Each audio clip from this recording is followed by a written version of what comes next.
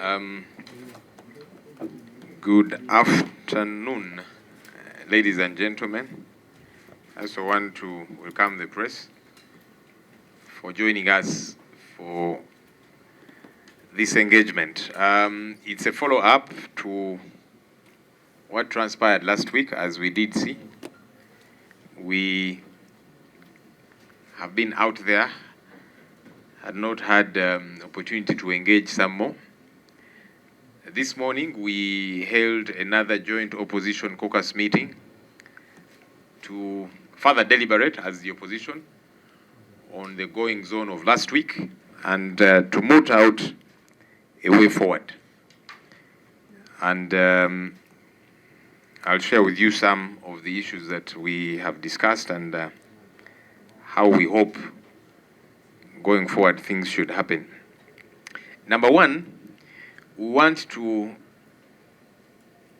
unequivocally and vehemently condemn what transpired at Parliament last week. You see, Parliament is a place for discourse, intellectual discourse. We sit, deliberate on different matters, pass laws, engage on policy formulation, etc., etc. That's what this space is for. Unfortunately, last week it descended into something else. We did see journalists being pushed out of the chambers of Parliament and detained in Conference Hall B, because we saw many of you speaking out as journalists saying you could not even be allowed to leave the Conference Hall B, to even go back to your media houses or home or whatever the case might be. So effectively, you were under some kind of detention. Problematic. The time I've been here in Parliament, the time I covered Parliament as a journalist, I had never seen that. Because even during Tojukwata Co, as they were roughing up MPs, journalists were not bothered at all. They were not disturbed because they're there to do their job. This time it was different. So journalists were hounded out, detained, lights were switched off, another fast. Because again, during Tojukwata Co, the lights remained on and they did all that they had to do. But this time, because they had a criminal intent, that's why they sent journalists away, locked them up somewhere, switched off the lights, and then goons descended on Parliament. And by the way, network connectivity was also jammed. One could not make a call, and so on and so forth. Some of you later, as journalists, told us, we're trying to reach out to you to tell us what's happening since we have been chased out, but you could not reach us because the network connectivity had been tampered with.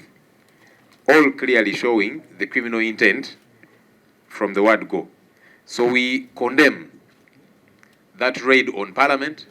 We saw female members of Parliament being roughed up by men. This is despicable. It is unacceptable. And we are demanding answers regarding what transpired. The Speaker sent Parliament on to a recess of sorts, adjourned it Sunday, but as soon as Parliament is recalled, we are going to demand for answers to establish what happened, why did it happen as it did. We did see later on the Speaker expunged some of the remarks that I made, asking questions about who raided Parliament. Because as far as we were concerned, these were security operatives. Otherwise, who would access Parliament with all the deployment there was, right from the gate, and then to the parliamentary chambers?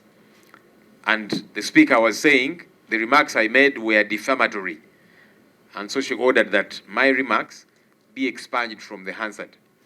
When we return to Parliament, I will ask her, now that you're saying I was wrong to claim it was security operatives, you, Madam Speaker, tell us who raided Parliament, now that you know. If it wasn't security operatives, who? So the Speaker has got to give us an answer.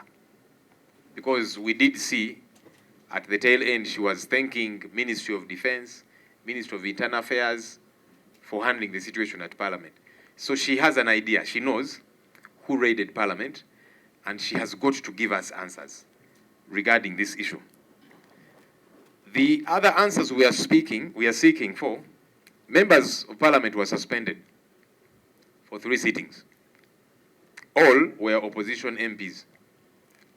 The Speaker did not give any reason for suspending these MPs. A reason has got to be given. When you suspend members, you name them and you justify why you are suspending them, because we want to know. Otherwise, we think they were being hounded, they were being discriminated against. The House was heated up because of the matter that we were handling that day. There was heckling in the entire House. When I stood up to speak, as I was advancing my points, colleagues on the NRM did not want to listen to the laws I was quoting and so on, and they began to heckle. I did not see the Speaker suspend any of them. So we want to know, why did she suspend the members whom she suspended? Many of them were seated, had not even said a word. We are demanding for answers. And as soon as Parliament resumes, we shall ask her to explain to us, why did she suspend members of Parliament? Yes, she has powers to suspend MPs. But you see, even when you have powers within the law to do certain things, you must operate within the law. She has got to give us an explanation. Why did she suspend the members that she suspended? What did they do that other people did not do, including our colleagues in the NRM, who were heckling us? So was it okay for them to heckle and not for the others? I want to appreciate colleagues in the opposition for remaining united. We did see colleagues put up a spirited fight in defense of coffee, because this matter has been on for some time. We stalled this matter twice before even when it did come up again. But it's because we were united and have continuously put up a spirited fight regarding this matter, and we have pledged to continue that way in all the meetings that we have held as the opposition generally, including this morning. We want to keep up with the fight for coffee. We saw General Museveni called a press conference, and there were several claims, one of which was that UCDA gives coffee seedlings to only opposition MPs. And he was saying that's why we were speaking out in defense of UCDA. He forgets that Parliament generally had thrown out this bill. Parliament has majority NRM. So is he saying, so what exactly was he trying to say? Because initially we had all said no. It's just that he insisted, he called his NRM MPs, threatened them, intimidated them. But for us, he has no authority over us. And so he could not call us to order the way he called to order his leaders within the NRM. So now that he realized we were putting up a spirited fight, he began propaganda. Because to say that UCDA has been giving coffee seedlings to only the opposition, and that's why they are defending it. How about colleagues in the NRM who initially were also speaking in defense of UCDA? Are they also opposition? Is it because they're also being given coffee seedlings? So we would like him to substantiate. We shall not accept propaganda, even if it is from the person occupying State House. Just because you're occupying State House does not give you the wherewithal to say whatever you want to say, and you cannot back it up. So now that he has made those claims, we want him to substantiate those claims. Bring evidence so that it does not become okay to spew out propaganda. As and when clearly showing what his motive has been from the word go. He paraded people there, praise singers, for the narrative that he has been taking. I kept thinking, if you are seeking to have a good understanding, why did he not invite some people from within his party who have been against rationalizing UCDA? They didn't have to be from the opposition, but there are people within his party who have been speaking out. Why did he not invite them to hear from them as well? Why did he not invite his senior presidential advisor, Dr. Ezra Suruma, who he pays a salary, facilitates to advise him, and has been speaking and advising him against rationalizing UCDA? Why did he not invite him to that press conference to hear him out as well? But of course, he had to paint an image to show that everybody is happy with what has happened. That's not true. We, number one, are encouraging the people of Uganda to keep growing coffee. Because it's possible government wants to demobilize them and discourage them from growing coffee. We are here to encourage Ugandans across the country, in all regions of the country. Please grow even more coffee. Because the fight for coffee has not ended. Some think that the fight was wrapped up. No, that's not the case. So please grow as much coffee as you possibly can. The fight is still on. General Museveni might think he has had his day. No, coffee is going to be here much longer than him. That's for sure. Because, as we know, it remains for generations and generations. So please do not be discouraged. This fight is very much still on. Grow as much coffee as you possibly can. Because this fight has not ended. As the opposition, as those of us who think the way we do regarding these matters, government has been saying they are rationalizing to save taxpayers' money. Of course, we have objected to that, saying it is not true. If you're saying you're rationalizing to save taxpayers' money, there are certain other things we should have been seen to be done. And so we want to see, and it's something we are going to push for now and going forward. There are several other entities that are still in place that we think should also be rationalized. Now that you're saying your concern is to save taxpayers' money. So we are going to push that front. There are many other entities that have been created which don't even require a bill in Parliament because they are not creatures of statute. Mr. Museveni just issued a directive and they were created. State House Health Monitoring Unit, State House Anti-Corruption Unit, State House Investor Protection Unit, State House Revenue Collection and Operations Unit, State House Land Unit. There's a unit on literally anything and everything in State House, which is fully fledged. It has got its leadership, it's got staff, it is facilitated like an entity. We want to see all those units disbanded because they are consuming taxpayers' money. If you think the IGG is not doing a good job in fighting corruption, you replace her as opposed to creating another outfit. If you think the Ministry of Health is not doing a good job, as opposed to creating the State House Health Monitoring Unit and that kind of thing, you fire the people who are there, you're the one who appoints them. These ones whom you put in this unit, put them at the ministry. Let's send all these ones back to the ministries because he is saying his ministries are very effective. They do a good job. That would mean all these units and some of these entities are useless. After all, the ministries are doing a good job. So let's send everything back to the ministries so that we disband these things that are consuming taxpayers' money. That's the other front that we are taking. And we are hoping that government will not play games around that. All these numerous entities that are problematic, unnecessary, of course they were created to create jobs for relatives, in-laws, outlaws, and everybody in that ring. So we are pushing on that front to see that they're all disbanded. Let's be serious about saving taxpayers' money. If we really are, that's the direction we want to see. And you have an RDC, deputy RDC, assistant RDC. For what? Let's disband all of these ones. Because we want to save, and we must be able to save taxpayers' money. Otherwise, from our end, we are saying that the fight for coffee and indeed other cash crops is on because we want to rally the country so that we have an economic fight. This is a fight for economic empowerment. We saw what happened to cotton. We saw what happened to vanilla, to moringa. I was in eastern Uganda recently. Sugarcane, a ton of sugarcane was at 250,000 shillings.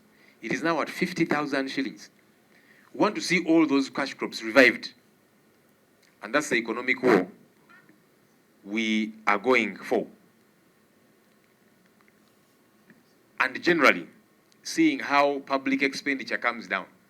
You have been seeing us go after entities that are given money, literally donations. Rocco, 263 billion.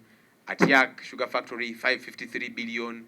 Day Biopharma, 723 billion shillings. Luvoa Specialized Hospital, 600 billion shillings plus, and others. All of this has got to stop. If you're serious about saving taxpayers' money, that's what we want to see. And that's the fight that we want to keep pushing. We want to see a serious fight against corruption. We lose over 10 trillion shillings every year to corruption. If General Museveni is really serious about saving taxpayers' money, we want to see him put up a spirited fight against corruption. All we see today is him defending the corrupt, saying, leave this one, don't touch this one, leave these thieves. After all, they are investing the money they steal here. But what are they investing the money in? It is private enterprises. So we want to see a spirited fight in that regard. And that's the bigger war that we want to keep pushing. As we keep fighting for coffee and all the other cash crops, we are saying this war we have been at against corruption, seeing that taxpayers' money is not doled out to anyone and everyone, we want to push it further and expose this regime to the core. I'll quickly translate what I have said. Bane tubaniriza okutwegattako nga tuwayamuko ku nsonga zino. Twasemba okubeera wano wiiki ewedde, ebyaliwo mwabiraba. Tuzeemu okusinkana ffe ng'ababaka ab'opposition okuwayamuko embeera yatambula etya, tuzzaako ki kitubaddeko. Okusookera ddala tuvumirira ebyaliwo mu Parliament wiiki ewedde. Parliament kyenkana yawambibwa. Twajja okuteesa ku nsonga zino nga tuzze tweteeseteese amateeka tugamanyi era nga twagala tugakozese nga bwe tuzze tukola, kubanga ensonga eno yatandika weeks eziwedde. Tuzze ensonga zino tuziremesa nga tuyita mu mateeka.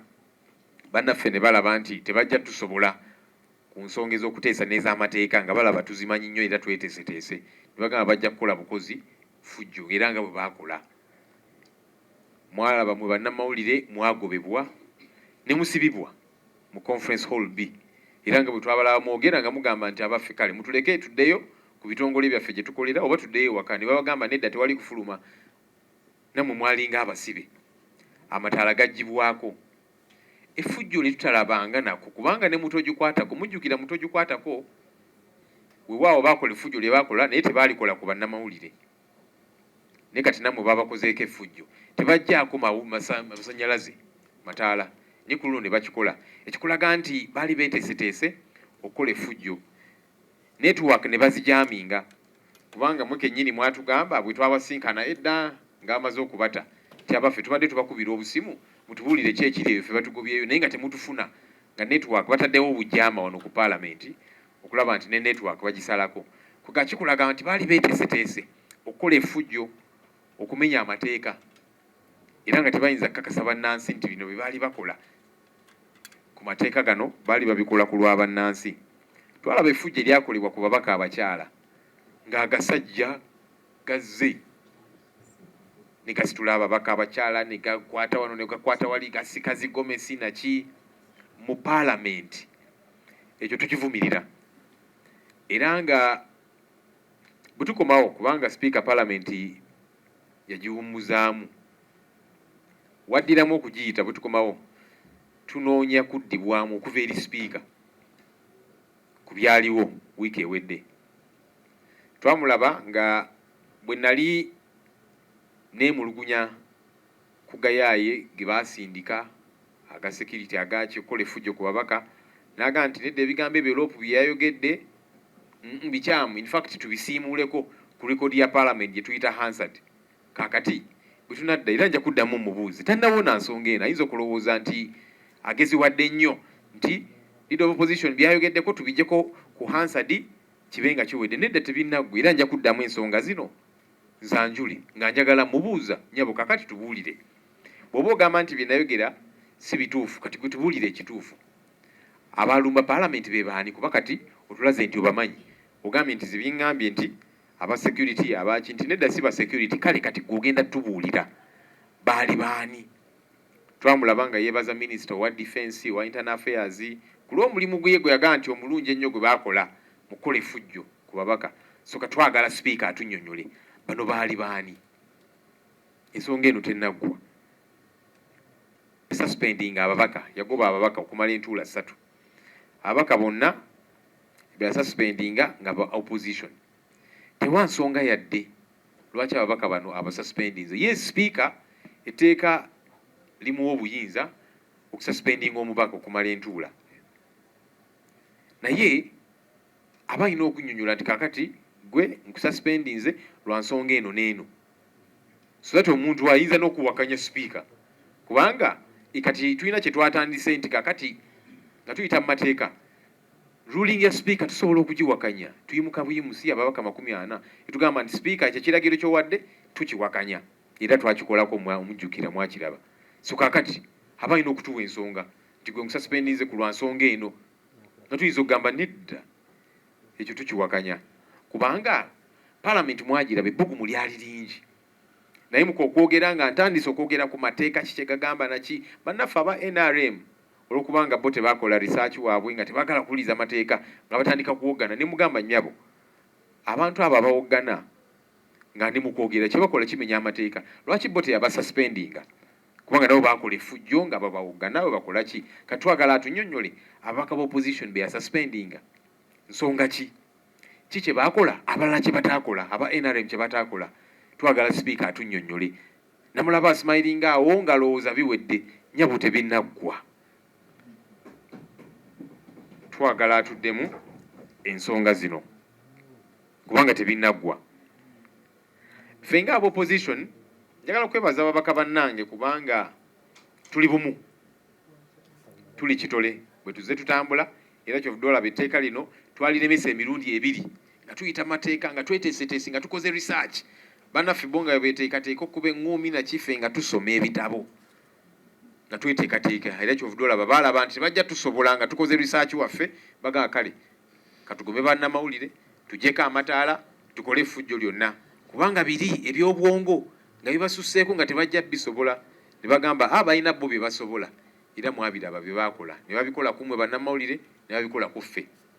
Naye njagala kwebaza ababaka bannange nti tubadde bumu ku nsonga eno n'olwaleero tuzzeemu okusinkana nga joint opposition caucus okutema empenda ku bintu bino tuzaako ki era nga ensonga eno tennaggwa.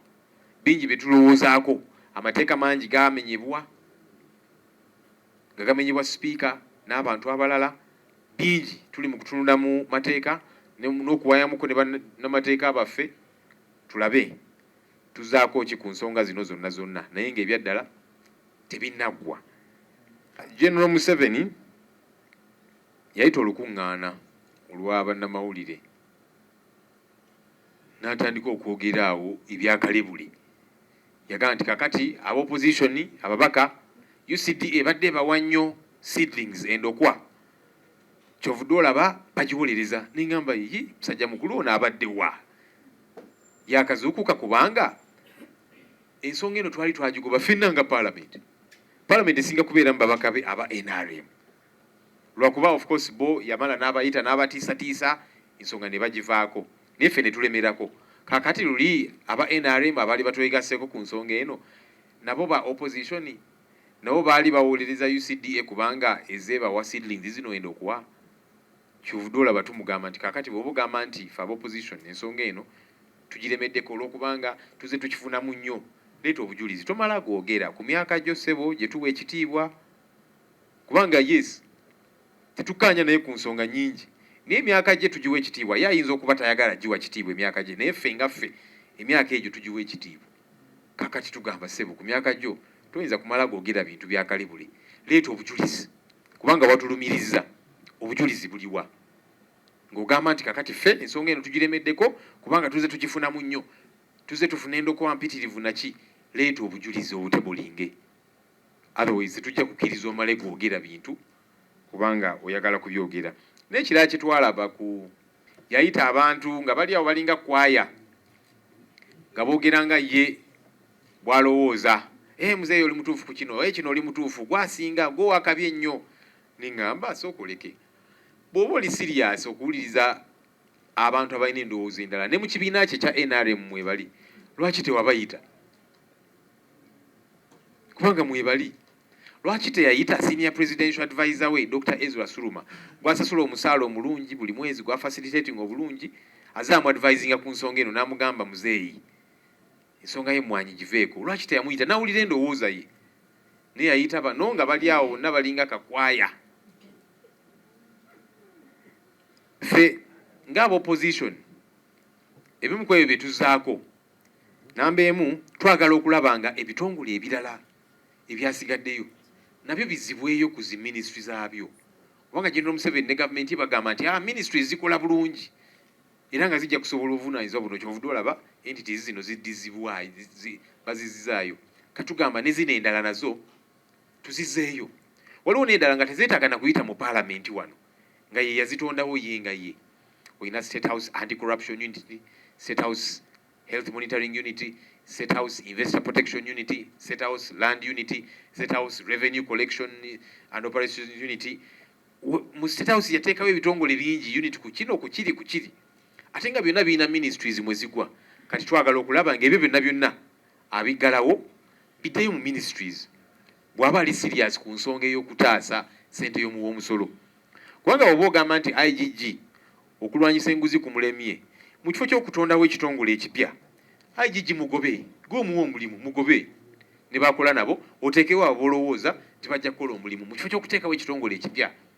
Bw'oba osuubira nti ministry ya health obuvunaanyizibwa bugiremye mu kifo ky'okuteekawo ate State House Health Monitoring Unit bali bagobe gw'obawa omulimu teekawo bano bwatadde eno bolowooza nti bo bajja kukola emirimu. Kati kitwagala okulaba era lwe lutalo lwe tuzzaako okusindikiza gavumenti okulaba nti kale bino byonna tubigobe kuba twagala taasa ssente ya muwa musolo nga bwe tuzze tugamba tubigobe biddeyo mu ministries zibeereeyo nga deski nga department kubanga otukakasiza nti ministries zo zikola bulungi era obuvunaanyizibwa bajja busobola. Twagala okulaba kyetubaddeko ensonga y'okulwanyisa enguzi gavumenti twagala kwongera gisindiikiriza. Bw'oba ogamba oyagala kutaasa ssente ya muwa musolo buli mwaka ssente y'omuwa omusolo obutabalika 10 trillion 10 zibbibwa. Ssebo Mwami Museveni tetunnakulaba nga otaasa ssente y'omuwa omusolo eyo yo lwaki togifaako? Lwaki ofa ku ssente y'omuwa omusolo gy'ogamba eri mu UCD oba awalala? Obutabalika 10 obubbibwa gwe tebukwatako kuba tuzze tumulaba ate ababba ssente y'omuwa omusolo yabawolereza abo maveeko kasita ssente ze babba baziteeka wano e Uganda ne bazitadde mu bintu byabwe bizimbe byabwe bizinesi zaabwe.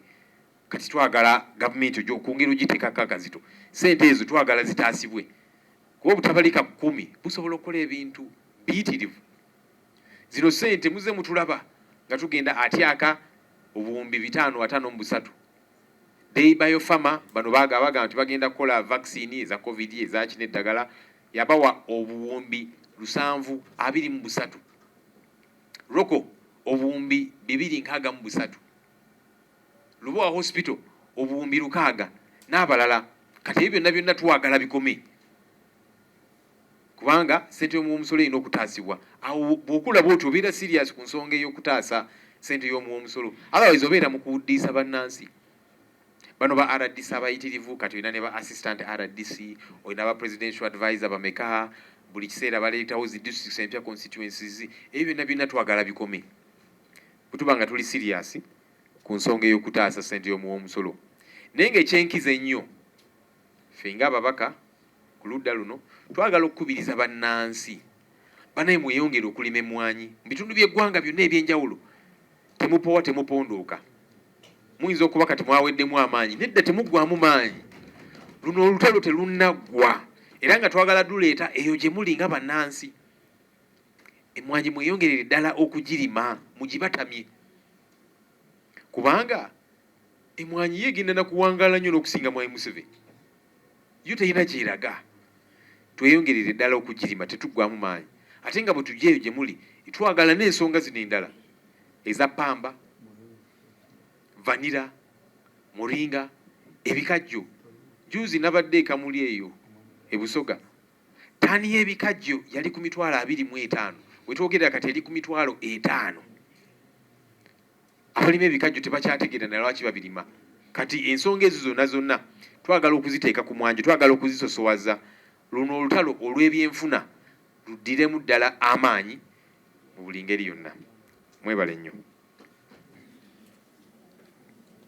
I'll start with the issue of Mr. Chigongo.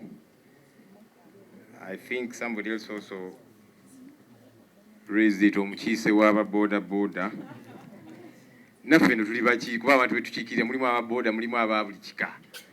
So it is okay to get those views of boda people. Their views matter. So anyway, yes, the question of between Honorable Zake and Honorable Anthony Akol. Firstly, what happened was very unfortunate. It never should have happened. Really. What we saw was unwarranted. It never should have happened that way, that the issue of a seat, because this parliament was really full to capacity, and you saw they mobilized everybody, because Mr. Museveni does not take chances when he's so interested in something. Even had to mobilize people like the Honorable Moses Ali, who hardly walks, he literally had to be supported, lifted into parliament and supported out, you know, but he had to be present, so that when it's time for voting, they can help him to raise his hand up. That's how full parliament was. And so seats were scarce. And now a matter of a seat eventually results into a member punching another. That's uncalled for. It is wrong. It is unacceptable. We are engaging all of these members. I've spoken to the Honorable Zake. I've been trying to get a hold of the Honorable Anthony Akol. Eventually I will, so that we handle this matter. This was improper. This was wrong. It never should have happened as it did. Edward, why did we walk out? We were walked out. Because you see, when we sat in our opposition caucus meetings, those that the series of them we have had, we said we are not going to boycott this issue. You know, in the past we have boycotted different matters, and it's okay. Boycott is a tool we have in our toolbox. As and when we apply it, and that's okay. But this time round we said we are not going to boycott. And that's why we prepared ourselves, did our research, we crossed every T and dotted every I. And that's how we stalled and frustrated this process twice previously. So we said we will stick in the House and argue these matters out, put these people on the spot, quote for them every law. And we came to do the same. So they realized our acumen in that regard. So we said now, we can't beat them in their knowledge of the rules and that strategy they're using to fight. Let's just descend on them. Push journalists out, switch off the lights, cut off connectivity, and send in goons. And it ceased to be parliament in and of that situation. You know, firstly, our rules say our sittings ought to be in the public, Rule 23. So you, the media, you're meant to be present on behalf of the public for whom we are deliberating. So parliament, number one, was incomplete. Two, it had ceased to be parliament, because what parliament is it? Where journalists have been chased out, lights have been switched off. I've heard some colleagues say, no, now we should have stayed there, and I don't know, fought with these people. And by the way, some of those who are saying these things, they were not present at all. I didn't see them anywhere. So I kept thinking, where were you? You who is saying we should have remained in the dark. Where were you? Because members were being ferried out one by one, and for you saying they should have insisted and stayed, okay, people were being ferried out. For you, where were you? Why did you not stay? Where were you? Why were you not present to say, okay, others have been ferried out, it is dark, I am going to remain here and fight with whoever and the chairs and so on? Where were they? So that's why we don't want to be caught up in some of those diversions, yeah? We must stick to the issue. So we have not boycotted Parliament. And that's why we are waiting for when the Speaker is going to recall Parliament. Even if she says this afternoon, we are ready to go to Parliament and raise these issues. What happened that day? Parliament ceased to be Parliament. And that's why you were the first people to be marched out as journalists. So I'm sure some people are saying, why didn't you as journalists remain? Why didn't you fight? So that you can cover and show the world what happened. See the ridiculous questions being asked by people who are somewhere in their garages, some of whom are meant to be in Parliament, but they were not even present, they didn't show up. But they're somewhere in their corners, and they're blaming those of us who are present. and doing all that we ought to do. So we have not boycotted Parliament. What happened that day is everybody was marched out. Firstly, the journalists, and then the rest of us. Because when you do that, when you send journalists out, when you switch off the lights, cut off connectivity, we are in the dark. Someone is saying, remain there and deliberate. What are you remaining deliberate about with all of these goons? So we have not boycotted Parliament. We are coming back as soon as he recalls the House. Yes, the issue of court, Sero does ask, we have all these options on the table. We are engaging with the legal minds, looking at all the irregularities that were occasioned, and we are going to follow up all of these matters. One, on the floor of Parliament, because that's our first fighting space. Yeah, because I'm sure some of them are saying, okay, we finished what we finished, you go to court and finish the matter there. No. Yes, court is an option. The courts are available to any Ugandan. But the House space is our space to that platform, the chambers. So we are going to fight there too. We are coming back to raise these issues. So if they think they concluded this matter, you know, sometimes that's how people do things, yeah?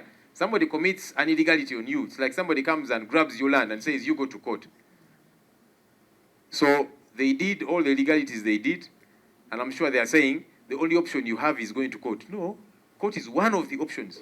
But our number one first course of recourse is the floor of Parliament. We are coming back there to raise all these illegalities that happened. And they don't want us to raise these issues there. That's why even what we raised, they expunged from the Hansard. Can you imagine the shamelessness? That's how much of cowards they are. So they want to deny us that space. We are saying no. We are not here on their invitation. What next?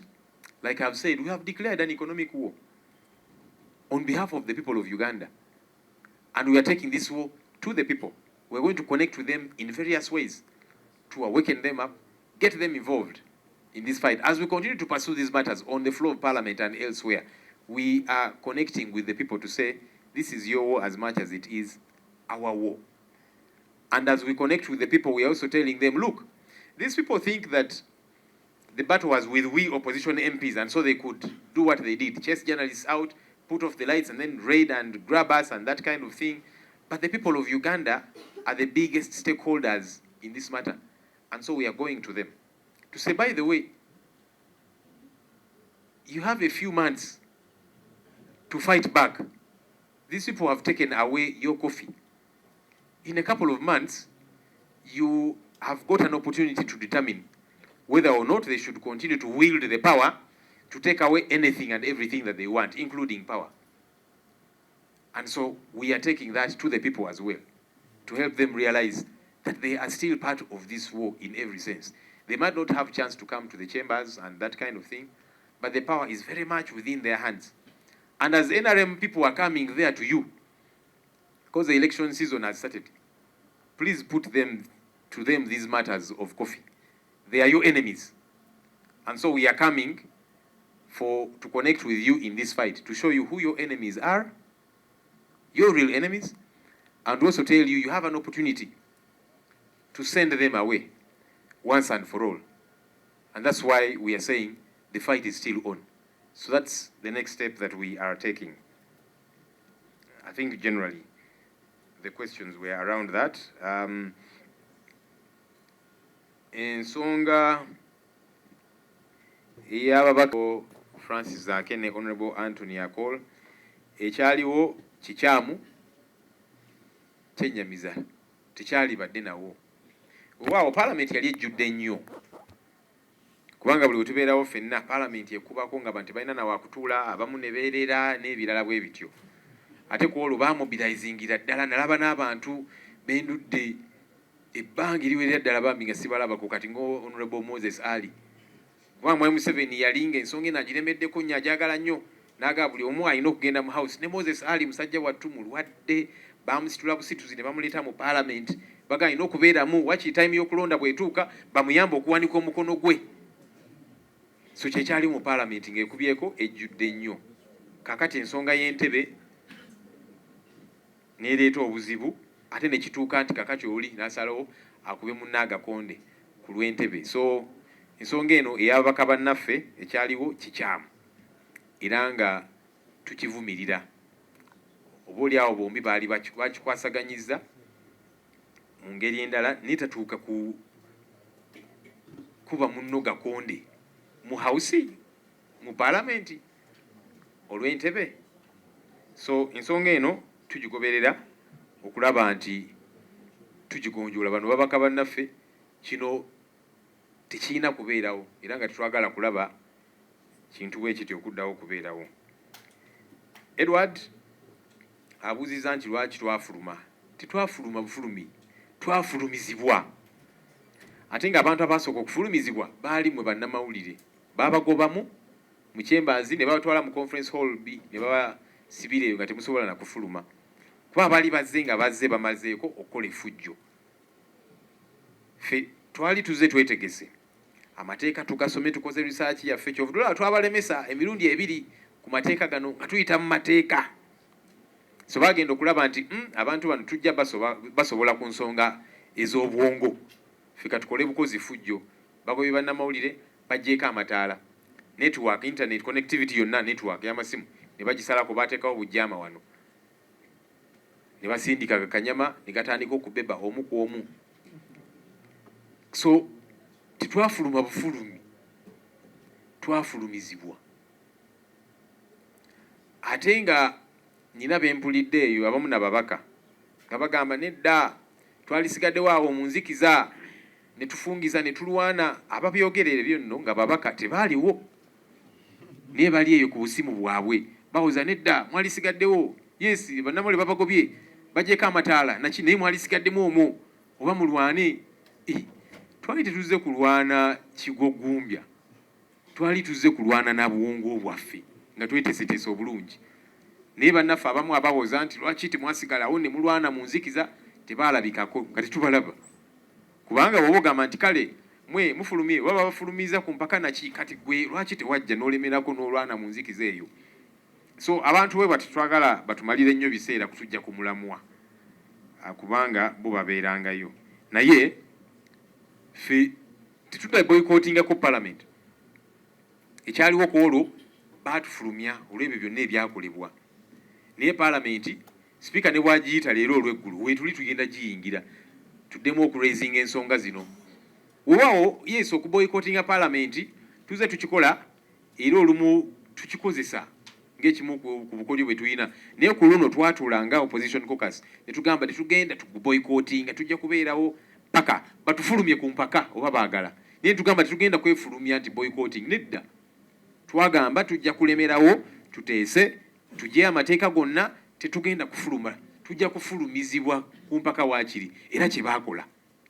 Naye nga tetunda boycottinga parliament era bwe bagiyitira tugenda kugiyingira tuddemu ku nsonga zino. Ki kye tuzzaako?